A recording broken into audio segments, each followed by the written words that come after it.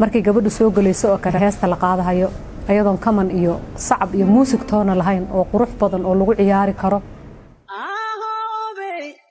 waanay hablaha arasooda badan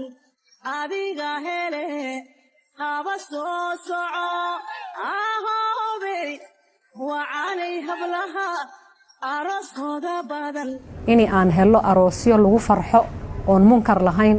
aroosyo uun ilaahay ka cadhoonin aroosyo uuna shaydaanku ku farxin aroos aan la qaawinin gabadha aroosada ahayd oo ay asturan tahay aroos muxuu ahaa dadkii imanaya aan isqaawinin halka aan dhihi lahaa gabdhaha Soomaaliyeed waxa weeye gabadh walba markay isa soo qaawiso oo labiska ugu dambeeyay ay soo xidhato sidkan cawradeeda laga dhax arkayo ay soo xidhato waa la duubahayaa haddii lagu duubo horta waxa ku duubahaya waa nin ma aadan ka fiirsanin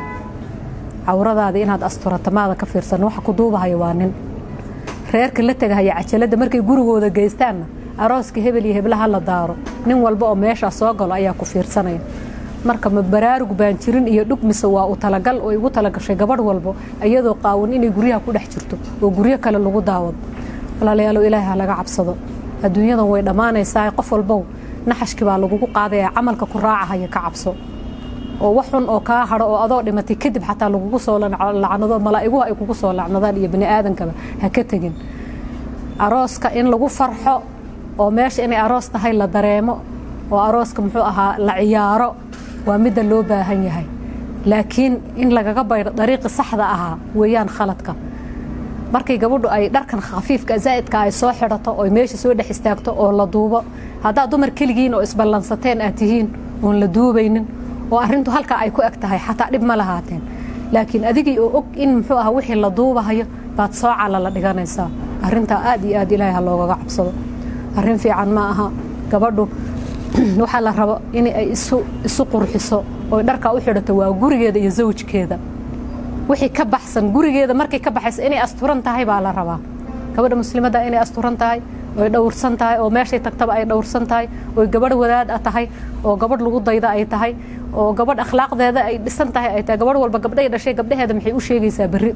gabadhaada bari kuma dhihi kartid arin aad markaad yareed aad soo sameyn jirtay ha sameyn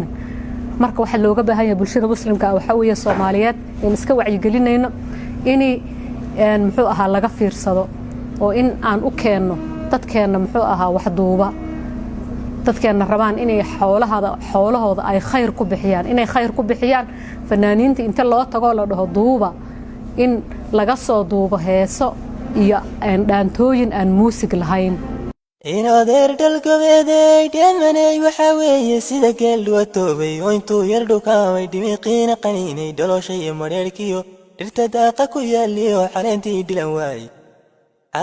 dhilan waayey sidiisaan ulka dhuubto jacaylka idhibaaye dhuunigii uga soomay ee naftayda dharbaaxay markii aan dhaymihiisa dhaqaatiirta su'aalay adigay dhinacaaga shaabadii igu dhuubteen ee igu dhaafin jacayl haddii aroosihii la rabo in la ciyaaro in gabadh ay duubto gabadh hadday duubto xataa sida way dhaantaa inkastoo adi laba gooraba adoo jidhkaada aan asturayn haddii la duubo meel kale lagu geeyo dembi uu kuugu soconayo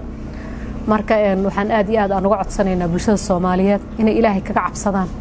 reero burburka fara badan ee yimid waxaa laga yaabaa arooska marka hore uu bilaabanayo macsida lagu bilaabayo inuu la socdo haddaad ka fiirsato oo ilaahay kaga cabsato ilaahay dartii wax badan uga tagto wax badan baa ku qabsoomahaya